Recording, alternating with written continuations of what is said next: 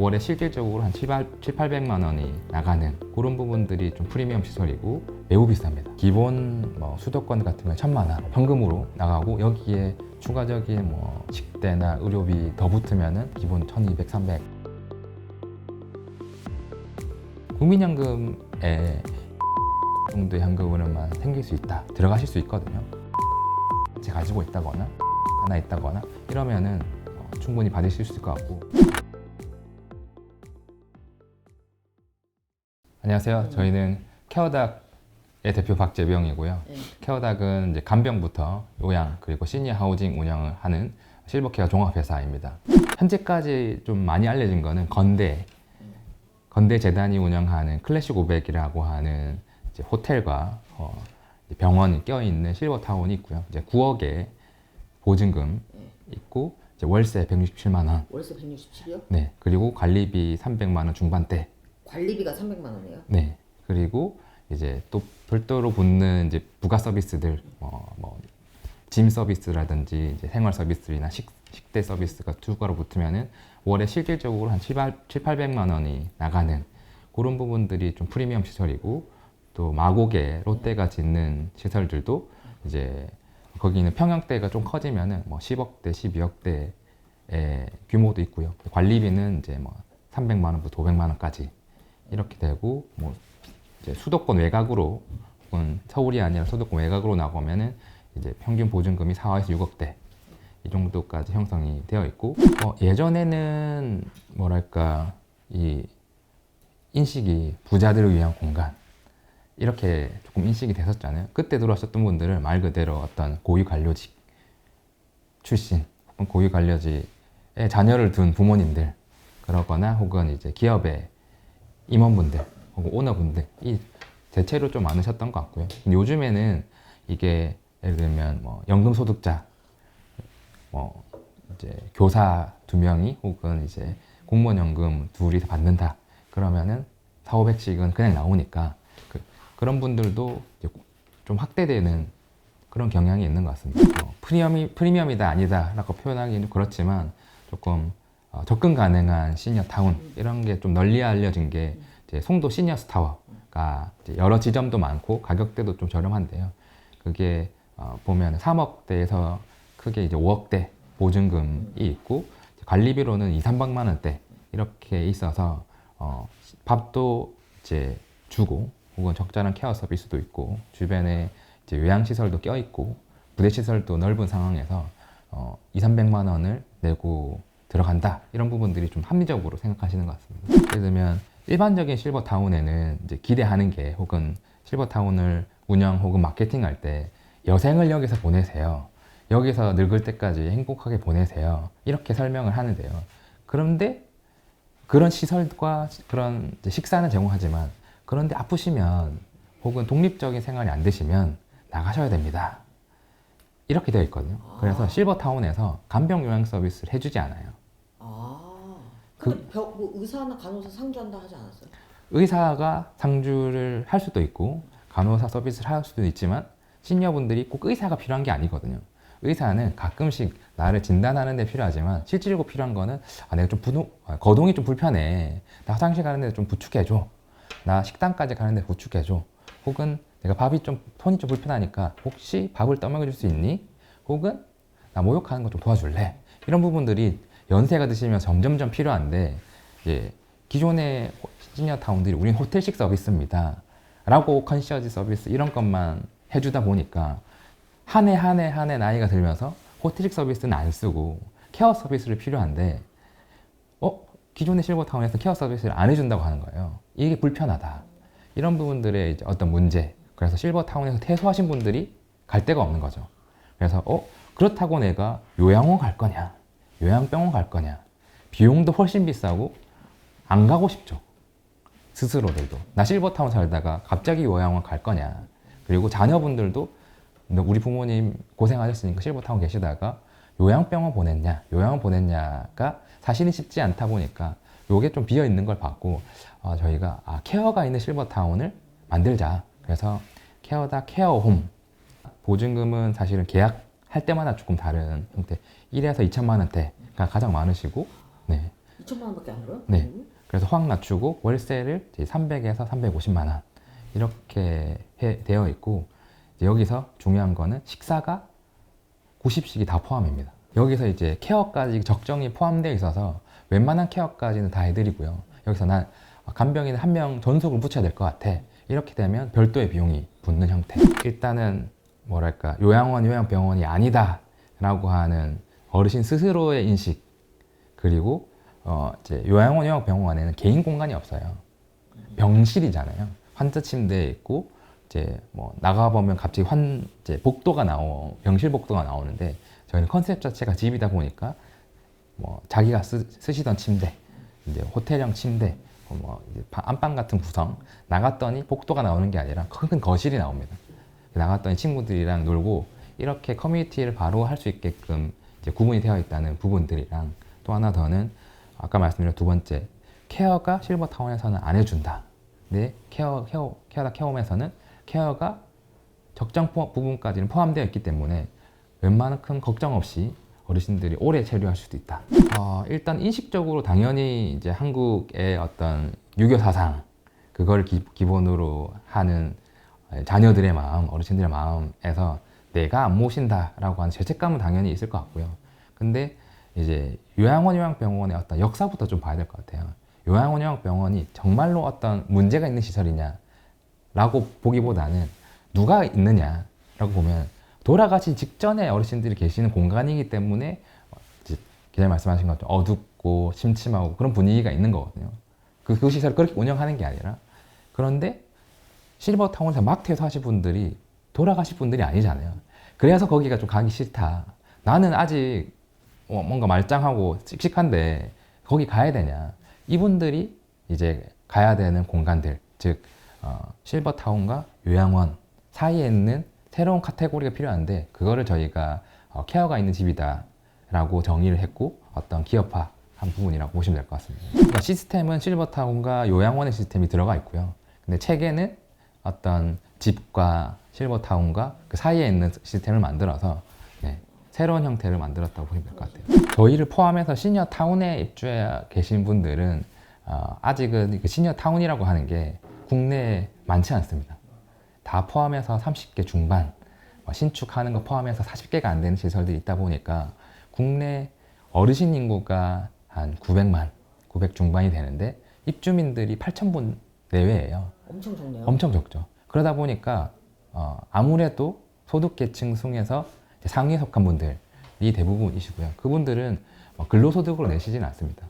연금도 일부 받으시긴 한데 대부분 자산에서 나오는 이제 임대소득이라든지 배당소득 이런 부분들이 많으시고요. 공무원이나 교사나 이런 분들은 이제 굉장히 쉬이 시니어 하우징에 접근을 하시는 것 같고요. 또 하나 더는 사실은 국민연금에 200만 원 정도의 현금으로만 생길 수 있다라고 하면은 사실은 시니어 하우징에 들어가실 수 있거든요. 사실 2인이 200~300만 원 들어갈 수 있는 시니어 타운들은 많으니까 그런 부분들에서 이제 보면 될 것 같고, 아까 말씀드린 것처럼 그냥 단순히 200~300만 원을 내가 내는 게 부담스러워 라고 볼 수도 있는데, 그냥 시니어 타운이라는 걸 딱 떼놓고 내가 지난달에 얼마를 썼냐 라고 보면 수도 관리비 똑같이 내고 있고, 식대 어차피 똑같이 내고 있고, 집세 깔고 있는 거, 우리가 속된 말로 깔고 있다고 하잖아요. 이거를 월세나 전세를 돌려보면 얼마가 나오지 라고 계산해보면 국내에 존재하는 프리미엄 시설도 빼고 접근 가능한 어떤 메스티지급이나 접근 가능한 시설들은 웬만한 시니어 타운들은 들어갈 수 있습니다.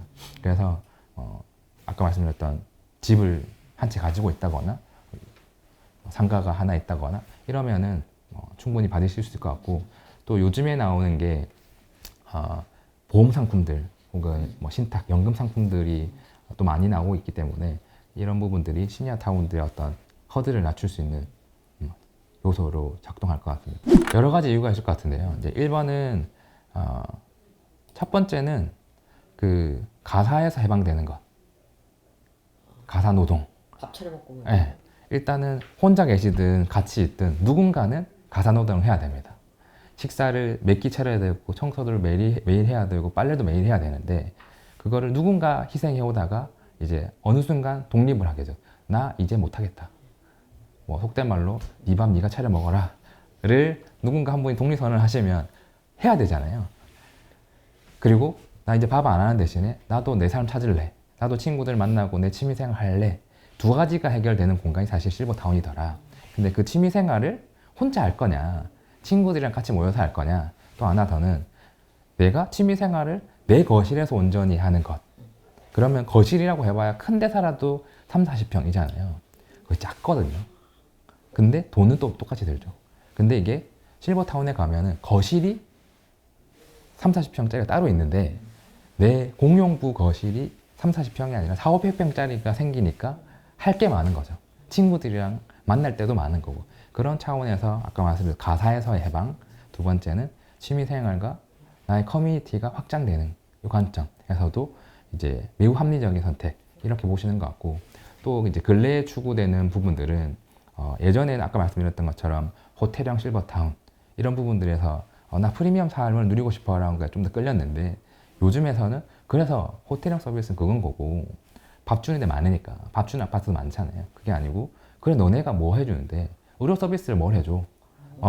나 내 아프면 어떻게 해줄 건데 나 혹시 여기서 간병인 너네가 구해줄 거야?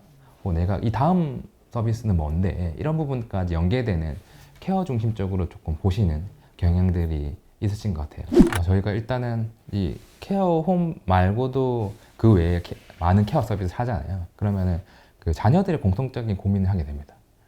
이거를 내가 모실 거냐? 아니면 어떤 타인이나 타 시설에 모실 거냐? 이 두 가지를 크게 비교를 하게 되는데요. 내가 모셨을 때 일단 비용 합리적이지 않다를 나중에 깨달으세요. 이제 내가 모셨을 때 일단은 그게 내 부모님 집이든 부모님 집에 이제 사람을 부르든 이렇게 될 거잖아요. 이렇게 했을 때 그 공간을 원래라면 이제 기회비용을 따지는 거죠. 부모님이 살도 계신 곳에 혹은 내가 있는 집에 그 방에 이제 내가 케어하는 케이스, 이때 식비는 똑같이 나갑니다. 그리고 사람을 간병에 쓰는 게 아니라 자녀가 해야 되죠. 근데 그 자녀가 통상적으로 어떤 40, 50대일 텐데 이분들이 원래 취업 활동을 했다고 쳤을 때 연봉이 얼마일 거냐?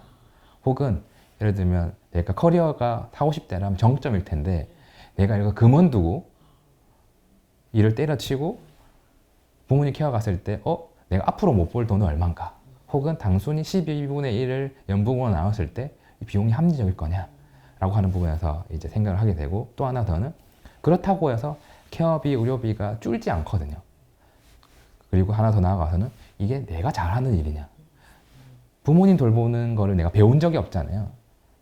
거기에서 또 나아가서는 내가 상호 간에 만족도가 높으냐?